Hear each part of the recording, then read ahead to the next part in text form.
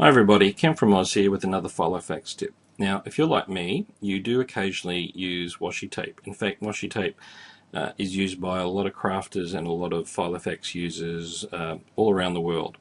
Now, what I'm going to show you is the way I found to remove a piece of washi tape without ripping up the paper that it's on.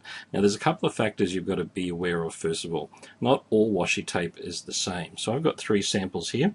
I've got an expensive one. We'll start with that one first. And this is a print done on paper, and you know they're expensive because they are very papery. And also I find that they're a little bit hard to pull off the roll to get started. But what you'll find is that the more expensive one uses a better glue, and they're actually easier to remove. So I've got this one here. I want the butterflies.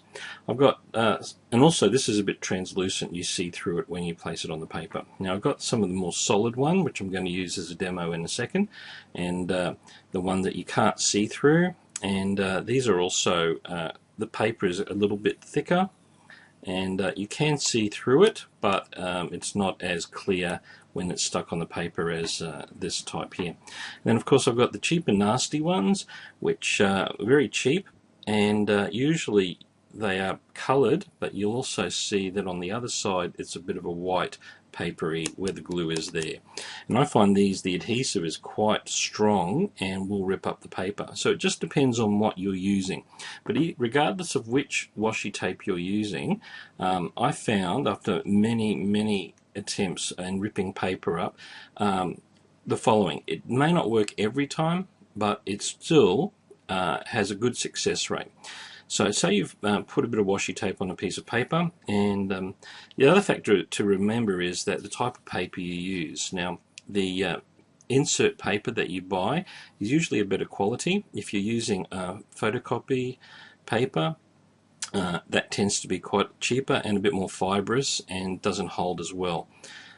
So I've stuck a piece of washi tape down. I want it removed because I don't want it there. So very carefully pick it and try and get the top of it so that you can get a bit of a hold of it. And I'll just turn the paper around a little bit. Now the key to this is to very carefully slide it off, peel it off backwards at a 45-degree angle. And that, if you can see here, I'll just try and move it a little bit. If you try and get it on a 45-degree angle, and if you're not sure what that means, well then the peel should be making a bit of a right angle there. So that's 45 degrees from there to there, and a right angle should be there.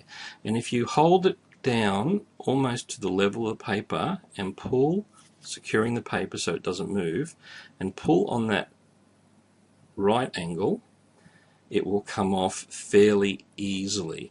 Now be careful of the last bit, because this last bit can rip up the paper as well. So what I do is put my finger on the washi tape and just slowly remove it. And without getting the washi tape all tangled up and without ripping the paper, you can successfully remove the washi tape and put it where you need it to go.